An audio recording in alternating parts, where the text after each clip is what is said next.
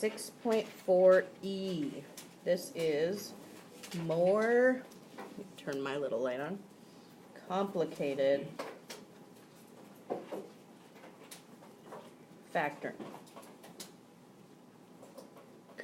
Specifically, what we're going to focus on here is sum and difference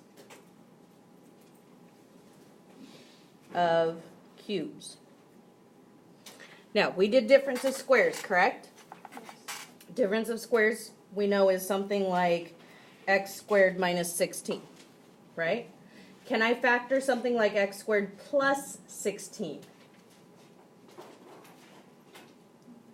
If I had x squared plus 16, can I factor that? No. There's no way that two numbers will multiply to get 16 and add to get 0. They will multiply to get negative 16, but not positive. So when we're talking about squares, we can only factor a difference. When it comes to cubes, we can factor both a sum and a difference. What are cube numbers? Let's start off with that. 1 cubed is 1. 2 cubed is 8. 3 cubed is 27. 4 cubed?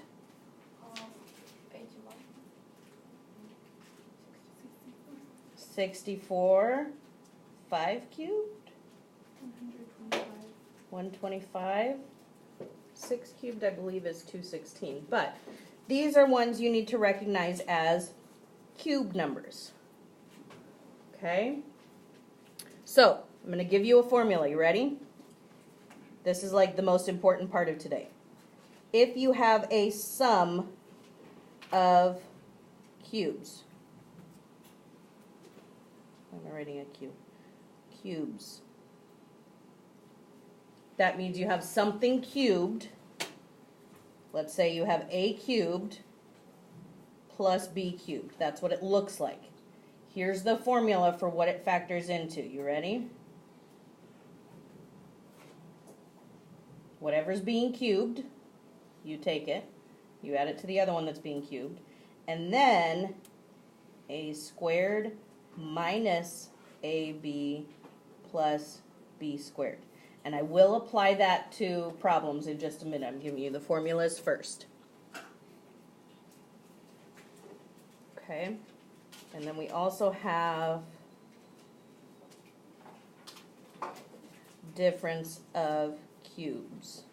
Quick reminder, this sum and difference of cubes is not on Monday's quiz. Okay, it will be on the test at the end of the module, but it's not on Monday's quiz.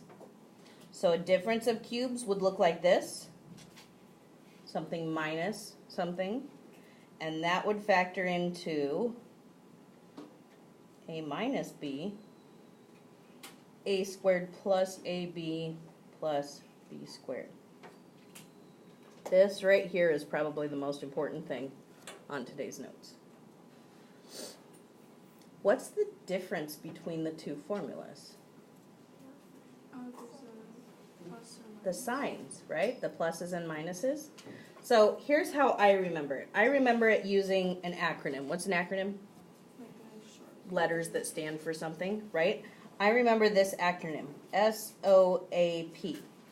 If I can remember that acronym, then all I need to remember is AB, A squared, AB, B squared. All I need to do is remember that order. So, what does the S stand for? The S means that the first sign is the same as the problem. So if you have a sum of squares, your first sign is an addition sign. If you have a difference of squares, your first sign is a subtraction sign. Okay? So the S stands for same. The O, the next sign, is the opposite. Right? So if the first one was a plus, the next one's a minus. If the first one was a minus, the next one is a plus. So the O stands for opposite. And then the last sign in it is always positive. So that's your AP is always positive. So if that helps you remember the signs, then great. If not, figure out a different way.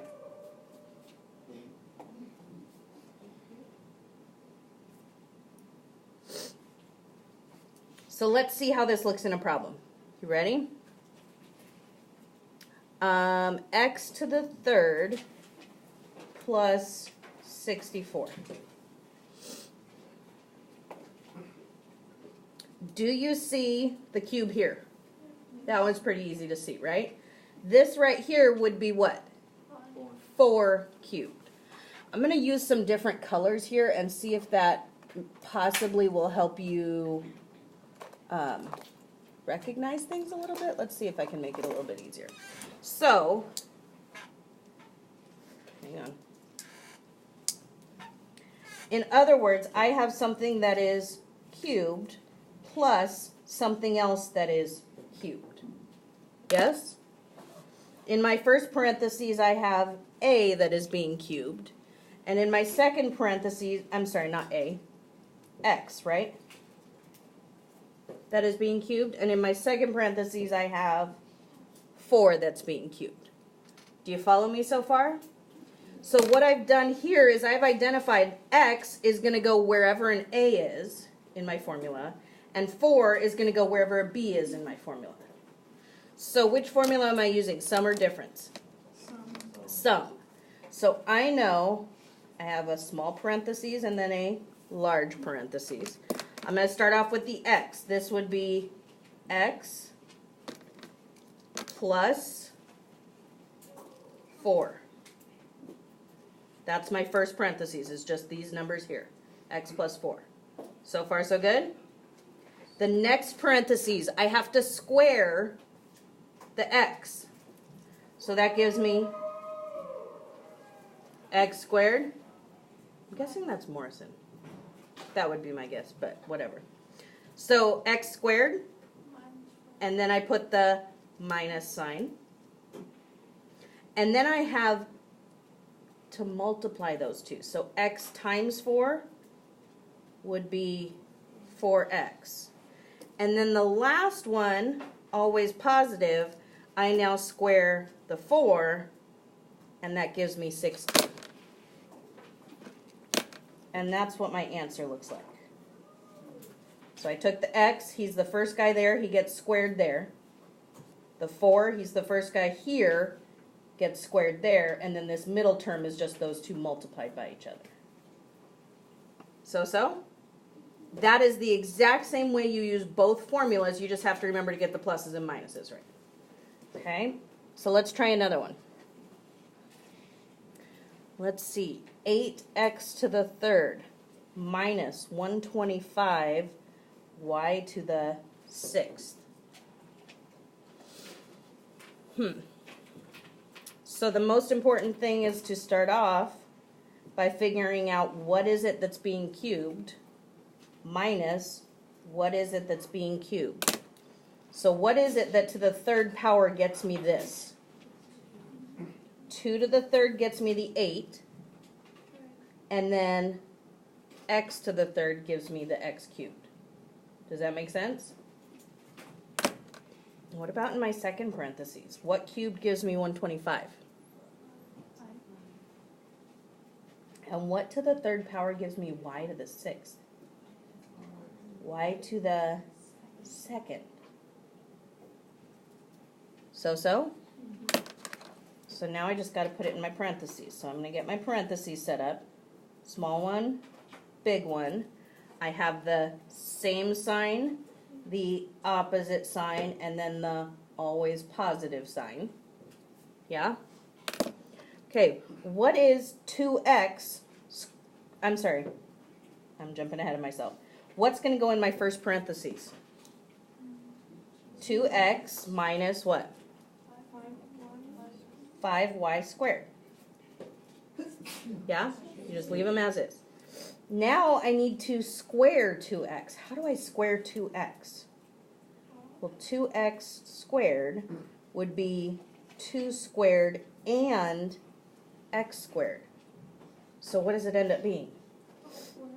4x squared. That's what goes here.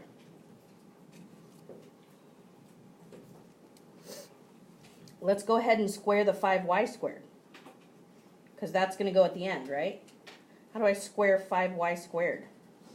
Well, I square the 5, and then I square the y squared. So I have 25 what? Y to the 4th. And then what goes in the middle there? 2x times 5y squared. 2x times 5y squared would be 10xy squared. That's what goes in the middle.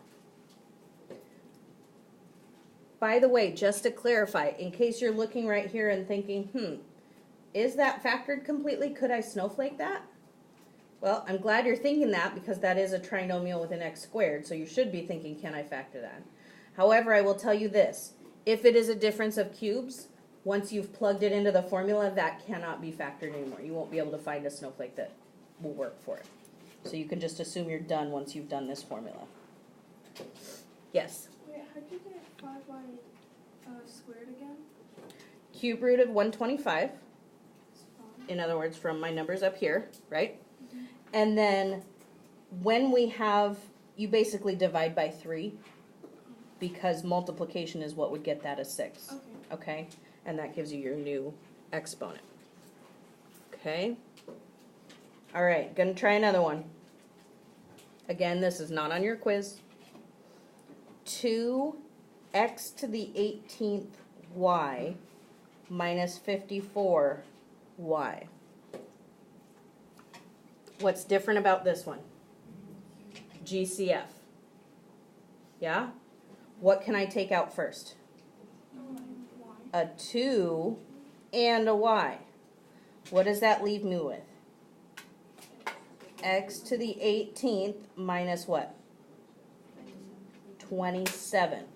So when I get to my answer, I'm going to have a 2y, and then I'm going to have my 2 parentheses, right? So let's figure out what is this that's being cubed minus what being cubed. What to the 3rd power gives me x to the 18th? X to the 6th. And what to the 3rd power gives me 27? 3. So those are my 2 numbers. Let's talk about signs. This was a difference. So we have the same, the opposite, and the always positive. SOAP. Okay. What is the first parenthesis going to be? X to the 6th minus 3, right? Over here, what do I do to get the first term?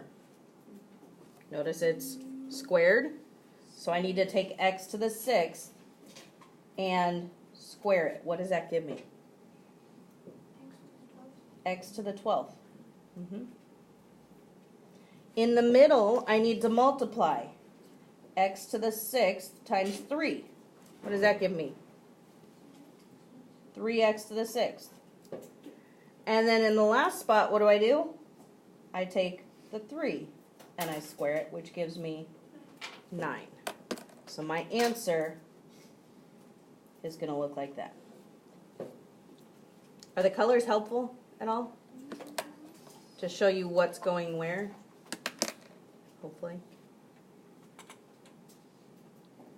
And we will continue to practice this. Don't worry. This is the only type of factoring, I believe, that's new for you, that you didn't do in IM2. Okay? So? 2 more problems. X to the 4th plus x to the 3rd minus 343x minus 343.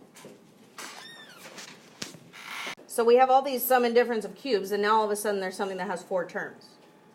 Well, it's kind of a review. What do we do with something that has 4 terms? First, I look to see if there's a GCF. Do they have something in common for all 4 terms? No. So if there's no GCF, what do? grouping. I split it in half. So what do these two terms have in common? X to the third, what would be left inside? X plus 1. Yes? And what about here? I bring down the minus sign. What do those two terms have in common?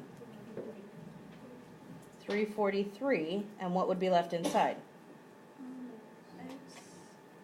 X what? Negative 343 times positive 1 is negative 343. So far, so good? So what does this factor into? X plus 1 is one of my parentheses. What's the other? X to the third minus 343. Now, 343 might not look familiar to you, but 343 happens to be 7 to the third power.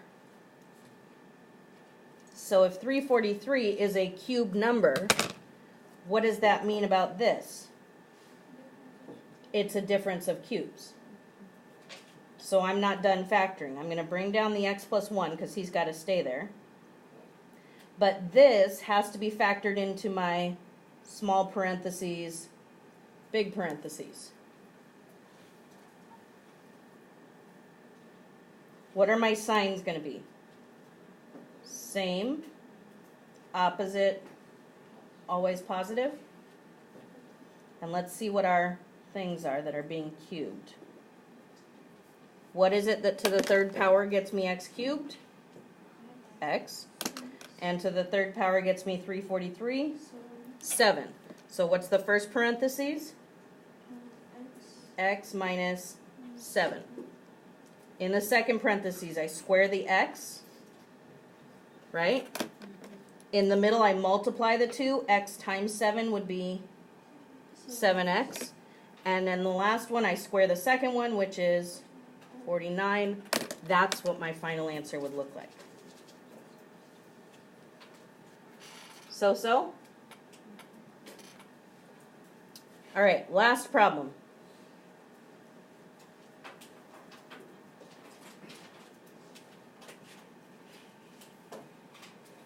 This was the problem we did on yesterday's homework, or on yesterday's notes, and I said we'd do it again today and go further. Bless you. Do you remember that? And we did our snowflake, and we had x to the third, and x to the third, negative 8, and negative 7. And what were my two numbers? Negative 8 and 1. So we had x to the third minus 8, and x to the third plus 1. Well, guess what? I have a difference of cubes and a sum of cubes, right? So why don't you take a minute and see, can you factor the x cubed minus 8? Write that answer down. And then can you factor the x cubed plus 1 and just write that answer right next to it? Okay? So first off, identify what to the third minus what to the third, and get your two parentheses set up with your same, opposite, always positive, and start with the x cubed minus 8. I'll give you a little hint here. Yeah? So see if you can fill in those parentheses then.